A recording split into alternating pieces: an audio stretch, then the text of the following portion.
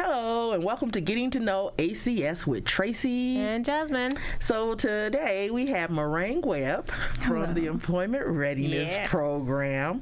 We have had someone from the Employment Readiness Program on the show before, but we're going to just kind of update folks on some things. So Marang, first, can you tell us just a little bit about yourself? Yes, I am the program educator for the Employment Readiness Program.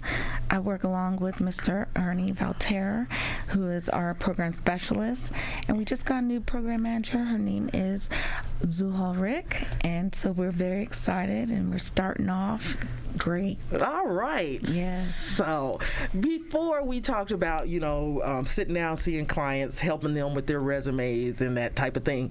But today I kind of want to focus on the classes and the events that you guys have.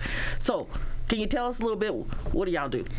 Well, we do a little bit of everything. We're just helping everybody in our military community get prepared for that new job. We have people who actually call us because sometimes they're a little nervous about job interviews. Mm-hmm. So we provide mock interviews. Okay. And we also do the classes. We emphasize on pushing out our civilian resume class. We also have a federal resume class. Mm-hmm. And we also do LinkedIn with the social media and so forth. Okay. So we teach people how to set that up so they're able to network properly. And also we have it's like numerous things. I can't go into more detail with it because that person, it depends on their needs. Okay.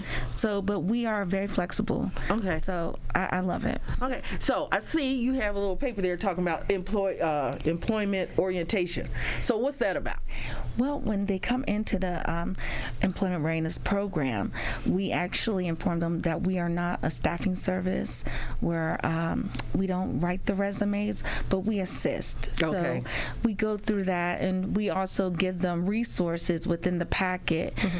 They're awesome resources in the El Paso area that are able to help them find jobs and also to help continued education. Okay. Oh, okay. So continue. Okay, cool. Yes. So with that being said, you mentioned that you will help them. You're not a what is it? Resume writer. You're not a resume writer. Correct. That is a very big one. Not.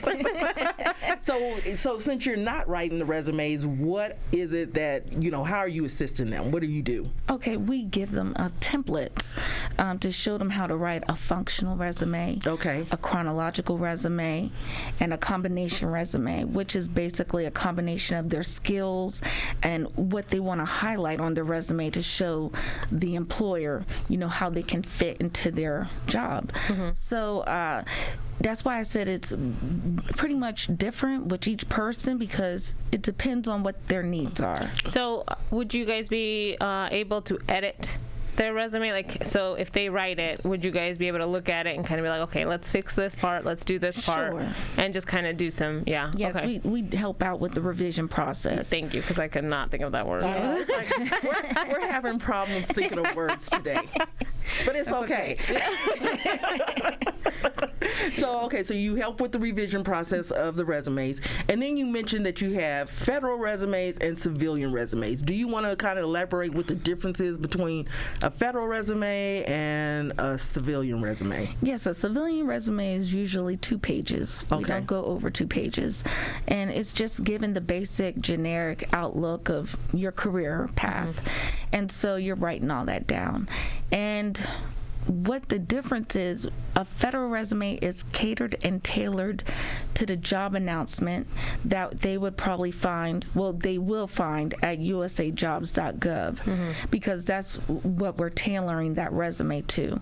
We're tailoring it to the job announcement and also to it's like a section on the USA Jobs where they have to scroll down and go to how to apply section. Right. So that they could pull that questionnaire and read each question, and they have to come up with keywords. So some of them are going to need help with that to plug that into their resume. And a lot of people don't know that they have to do it like that. So mm-hmm. most times, if they're not asking and being proactive, like how do I write a resume for the federal government, some of them are sending them civilian resumes, and and they're getting kicked out of the system. Right. So we're just trying to help them prepare themselves, because some people pay up to $1,500 Wow. for a resume. Yeah, I got quoted the 900. I was gonna say you got I was quoted just like, something. I better be like leading the whole thing. No, I'm just kidding. And I like what you mentioned though about the length of the pages, because as someone who reviews resumes, because I will take resumes, I'm not reviewing them to correct them. I'm reviewing them because they sent them to me because they want a job. Right. But when I'm looking at them, a lot of times I'm working for a civilian agency, and they will send me a federal resume. And that federal resume can be like 10 pages.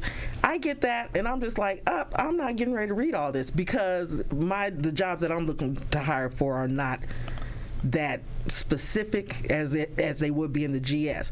So when you're saying 2 pages, listen to her, because if I get resumes that are more than 2 pages, yes, I'm just like, I'm not getting ready to read all this. Well, now I have a question for you, Miss Tracy. As the employer, how long do you take to determine whether you're going to review a resume or not as an employer? Like, what is that time? What do you mean? Like, so if you see a resume, are you gonna do you read the whole thing? Can you determine whether you're gonna continue after reading the header, or? I usually read the header, Okay. and what their skills are at the top. Yes. And then I will scan down to see if those skills are listed in their previous jobs, or if they're just like, okay, I can do this, but then down here it doesn't say anything about you can do this. Right. Yes. So, and then that's where you help with, right? Like how to get the attention of the employer and keep them. And that's why I strongly recommend them coming in, and I can look at that job path that they're trying to follow and pull those key skills and put that at the top of their resume. And I believe that it is called a functional resume. Right. So they don't know, a lot of people don't know what difference a resume is and so forth. So most of them are going off the top of their head, and I've seen some challenges in that area. And then with that too, do you guys help with cover letters? Yes, we do. Okay. We help assist with that, and we'll tailor it. Well, we don't write it, but we help you tailor it to that job. Right. Which is good, because when you go to another duty station, if for some reason, let's say they don't have the services, you just taught them how to take that with them. So that's a way to look at it. Yes, it's a skill that you can always use. Yes. And I will tell you with the cover letter, again, with that opening statement at the beginning of the resume, if you send a cover letter, from my perspective, if you say you can do stuff in the cover letter, again, I want to see it in the resume somewhere. Right. So y'all go and let Employment Readiness help y'all out with that. So other classes that you offer, you mentioned the LinkedIn classes. Yes. So what is that about? Well, a lot of people are now using social media to connect with employers. Right. And so employers are starting to realize, okay, this is a good deal, because they don't have to go down to HR, make those appointments with each person. Right. They're getting that fast connection. So what we do is basically help them set up a LinkedIn account, and we use keywords again, buzzwords that's going to generate the type of jobs that they're looking for. So once we're done, they're able to look for different employers on that site. So, and those employers can also contact them. But I like it because when you're plugging in all your information, a lot of people don't know they can make connections back through their college alumni. Yeah. And they can also do it through high school friends. I know some people don't like that, but you never know who knows something that'll be able to help you, because with the military community, you're constantly moving. Right. And just like this morning, I had a military spouse that called, and she was ready to PCS, and she's like, look, can I get in there? I need to get my resume tailored for my next duty station. I'm like, okay, let's do this. But some people with social media now, they become a little introverted. Oh, yeah. And so they're not getting that word of mouth. So hopefully, today, we'll have more of these so that they'll be able to know, okay, I know where to go. I know my resources. So LinkedIn is like a networking, like you said, because now it'll give you information. It's like, okay, you're connected to this person by this person, or through this, like you said, your college or high school or previous jobs. Yes. So, and it's good because even with me, I've had people reach out to me on LinkedIn that work for the same company I work for, but they're in a different location. And they're like, oh, I'm going to be PCS in there. Do you have any openings? And it's like, oh, okay, well, I know who you are. Well, I know you work with this company. So, Right. Yeah, it will make my hiring process easier. It's a fast connection. I like it. Yeah, so, okay, so what are some other classes that you guys have on your schedule for this year? Well, this year we're going to end out with the writing a winning resume, which is going to be on September 8th. Okay. We have a federal resume writing class that's going to be on the 15th. Okay. And I believe that we're going to have the Ace Your Next Job interview and help people talk, have that rapport with the employer, because some people, they just give one-word answers. Yeah, that's no fun. Yeah. But now you mentioned that, you said they're coming out in September. Those classes are going to be in September. But these are classes that you guys offer on a regular basis.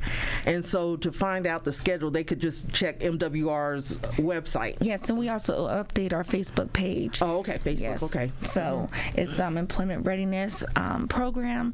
It should say ACS Employment Readiness Program. And to just go ahead and like it. Oh, okay. So here's another question, and these are for the people who don't necessarily like to call. Can they write you guys through Facebook? Yes, they can. If they want to avoid calling. Okay. Yes. I don't want you to hear my voice. Well, 'cause some people are like, I don't know what to say, or they worry about looking like they don't know what they're talking about. So Yes, and we just had our hiring fair. We had over, I believe, about 95 employers that showed out. Very nice. And so we had about 500 people that came out and supported us, and they had open positions, and a lot of people got hired. So I'm glad you brought that up, because that was going to be my next question about you guys as hiring fairs. So first off, can you tell us what the difference is between a hiring fair and a job fair? Yes, well, a job fair, you're going out there, you're meeting employers. And, you got a chance of getting a job. However, it's a give and take. Basically, those jobs are out there, but you're not going to know if you're going to get hired on the spot. A hiring fair, you are going to get hired. So most of those people that are there, they have open positions. And when we invite the employers to come on post, they have to have open positions in order to come. Key. Yeah. Yes. So did you guys hear that? If you come to a hiring fair, those employers have to have an open position even to be a part of the hiring fair. They have to be, it's like, okay, I have these positions that I'm going to be hiring for, and it's not that I'm just collecting resumes, so in the future when I have a opening, we'll look at you maybe. Yes, but a key of advice I like to give people is when you're going to a hiring fair, dress professional. That. And leave the kids at home. That. So you could get an on-the-spot interview. Yes, it's a no-go if you bring the kids. Yeah, and so speaking of kids, and I don't know if you guys do this, so we'll clear that up. Do you guys, if they're clients of Employment Readiness and you all have a hiring fair, will you all pay for the daycare if they're enrolled with CYS? Yes, we do. We actually have vouchers. See? That will help you out, so you could come to us prior to the hiring fair, get that voucher, have that time slot for your child, so you're able to be, at peace. You could sit there, relax, walk around, meet people, build that rapport, because you're meeting your potential employer. Right. And this is you're showing yourself who you are. You want to make your best impression. Right. And sometimes, having a kid like mommy, daddy, or something, tagging along doesn't give a good impression, because it's like, okay, are you going to have child care if we hire you? Sometimes could be the thought process. And then you also mentioned about dressing for success when you come to a hiring fair. Can you elaborate on that, please? Well, you know what? I have seen some things. However, I'm not mad at it. Some people get excited. They're like, it's a hiring fair, I'm going. but they forget you have to dress to impress for that success.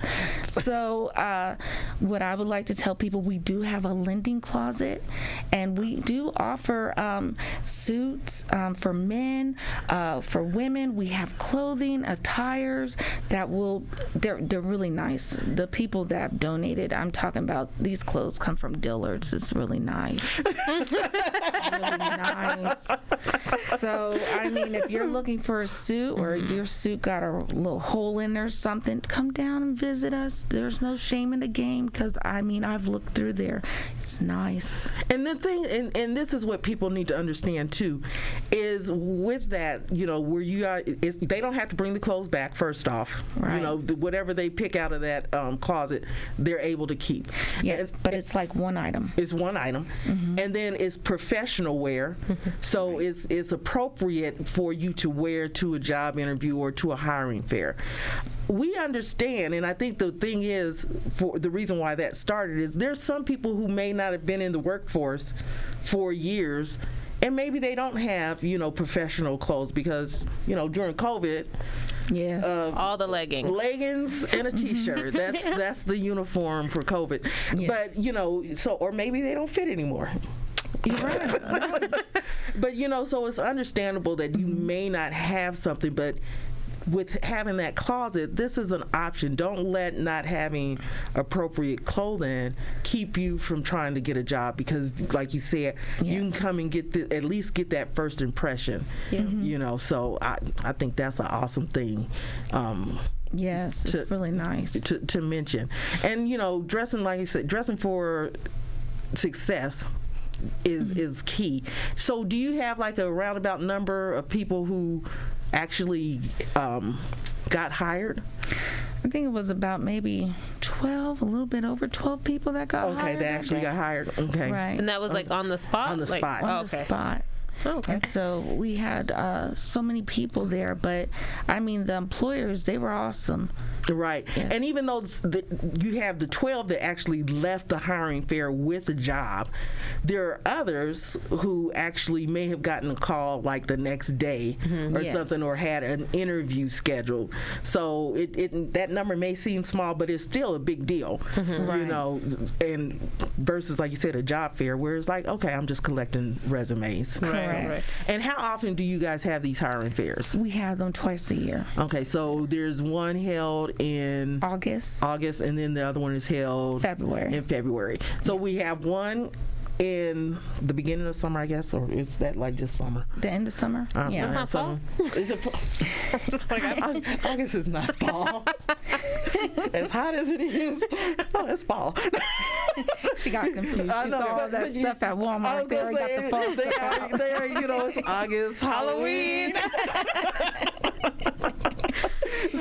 So yeah, I can understand you being confused about. See, this is why we don't want all that stuff out, because it confuses us what season we're in. And then you have the other one. I digress. We have the other one in November. No, February. February. You said yes, see, around Valentine's Day. Okay, so around Valentine's Day, so you can get that money, prior to Valentine's Day, so you can have a nice little Valentine's dinner or whatever the case may be. So, quick question, and I don't mean to interrupt. No, you're good. When you go to a hiring fair, you have your resume. How does that affect, because you're giving it to multiple employers now? Yes. Right? So do you take multiple resumes, or can you tailor a resume to fit most of your...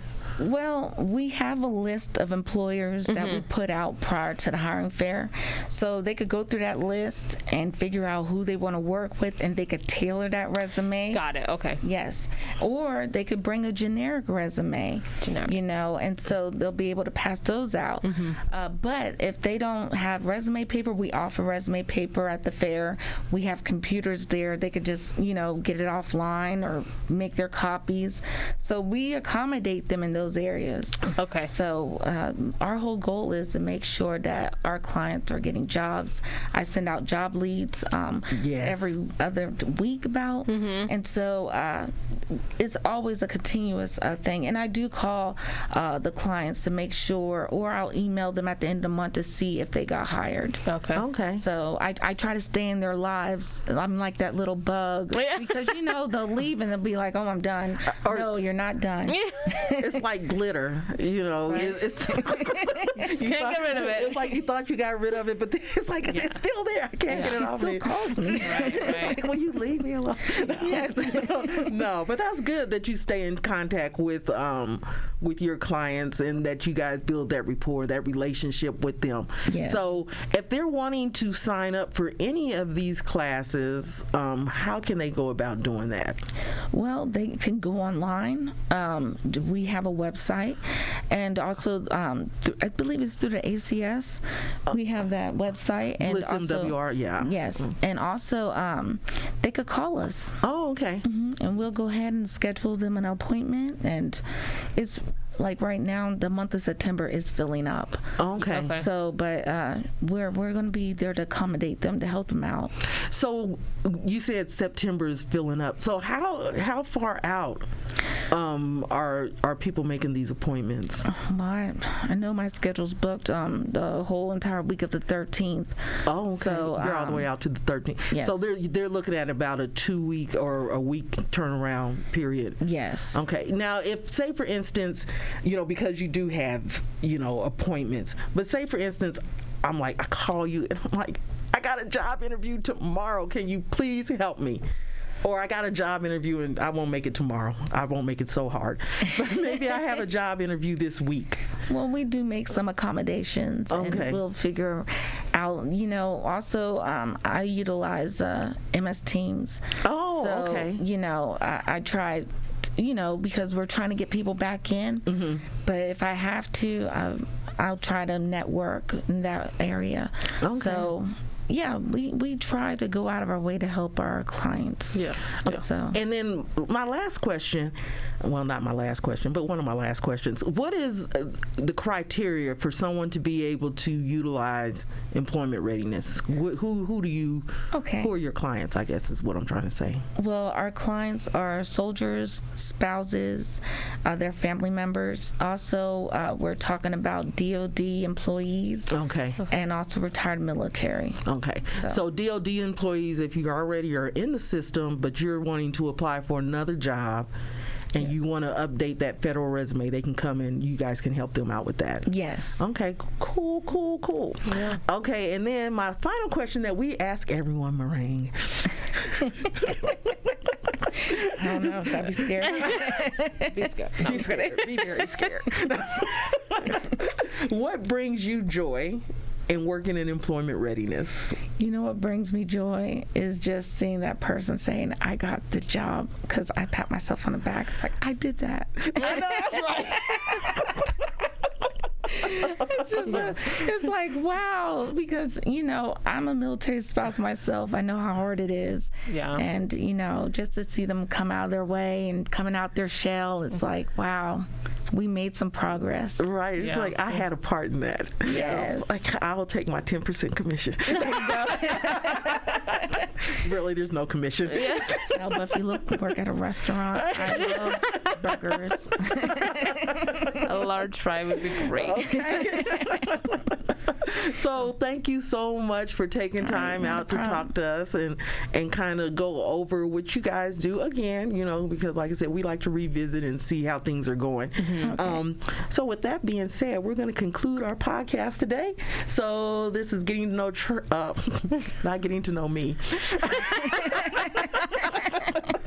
Getting to know ACS with Tracy and Jasmine. Don't forget to subscribe and hit that bell at the bottom. Bye. Bye.